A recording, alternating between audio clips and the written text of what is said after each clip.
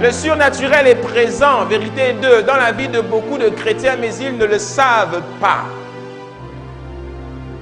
Rappelle-toi de l'histoire de Jacob. Jacob dans Genèse chapitre 28. Jacob dormait et là il va faire un rêve. Il voyait les anges monter et descendre. Et à la fin il donne cette parole. Certainement l'Éternel est en ce lieu et moi je ne le savais pas. Hein?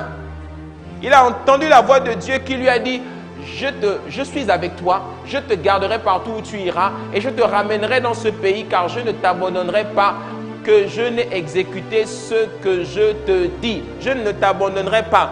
Lui, il a entendu ça. Mais Jésus-Christ ne vous a-t-il pas dit la même chose?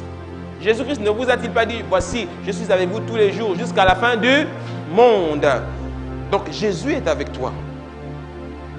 Partout où tu vas, la maison de Dieu t'accompagne.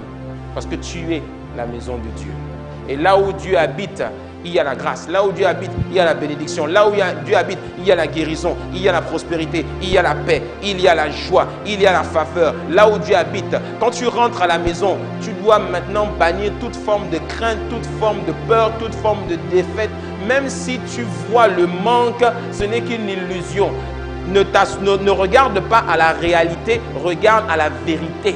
Ne regarde pas à ta condition physique, regarde à ta position céleste, assis à la droite de Dieu. C'est à ça que tu regardes. Et c'est sur cette parole-là que tu te bases pour invoquer l'Éternel Yahweh. Alléluia. On n'invoque pas Dieu dans sa situation en regardant à sa condition, en regardant à l'état de son portefeuille. Dieu n'est pas impressionné par les larmes.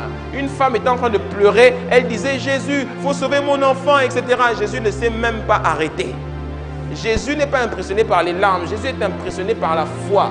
Tu peux venir pleurer toutes les larmes de ton corps devant le roi des rois, ça ne l'impressionnera pas. Ce qui va l'impressionner, c'est lorsque tu commences à prononcer des paroles de foi, des paroles qui sont son langage à lui, le langage du miraculeux. Alléluia. Dis avec moi: ma vie est miraculeuse.